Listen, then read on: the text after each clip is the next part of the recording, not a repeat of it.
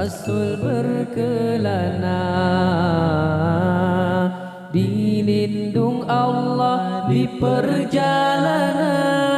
Di situ sejarah hijrah Rasulullah bermula menuju kota Madinah yang menjanjikan sebuah kemenangan.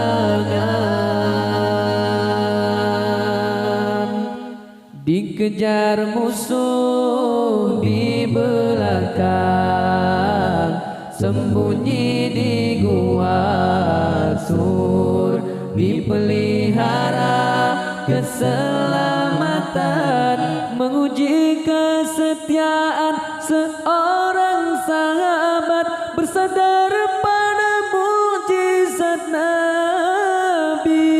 Suatu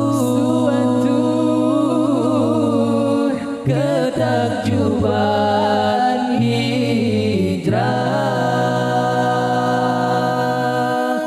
perjuangan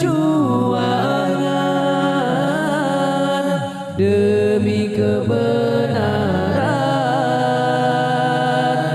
menuju kejayaan. Berhijrah menyusun langkah yang lebih teratur, merancang perjuangan. Berhijrah bukanlah berundur ke belakang, tapi mengumpul kekuatan.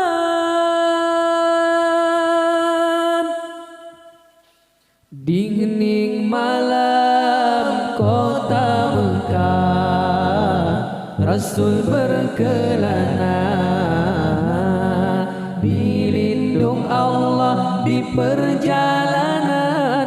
Di situ sejarah hijrah Rasulullah bermula menuju kota Madinah yang menjanjikan sebuah kemenangan.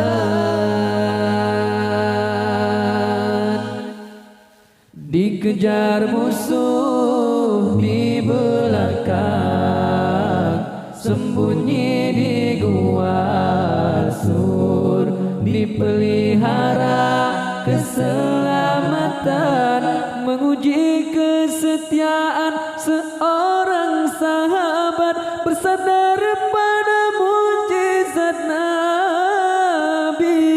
Suatu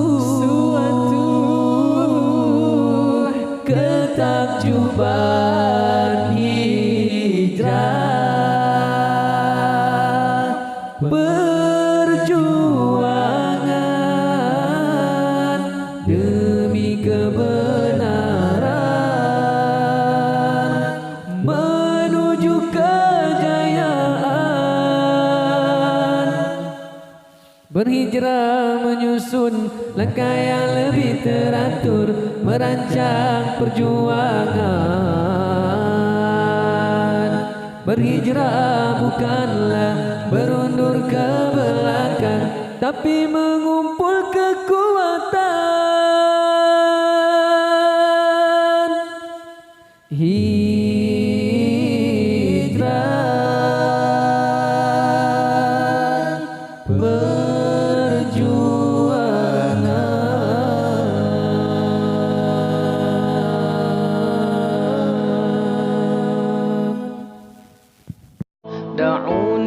دعوني أناجي حبيبي ولا تعذلوني فعذلي حرام. تعلم بكايا ونحيا حمام وخذ عن شجوني دروس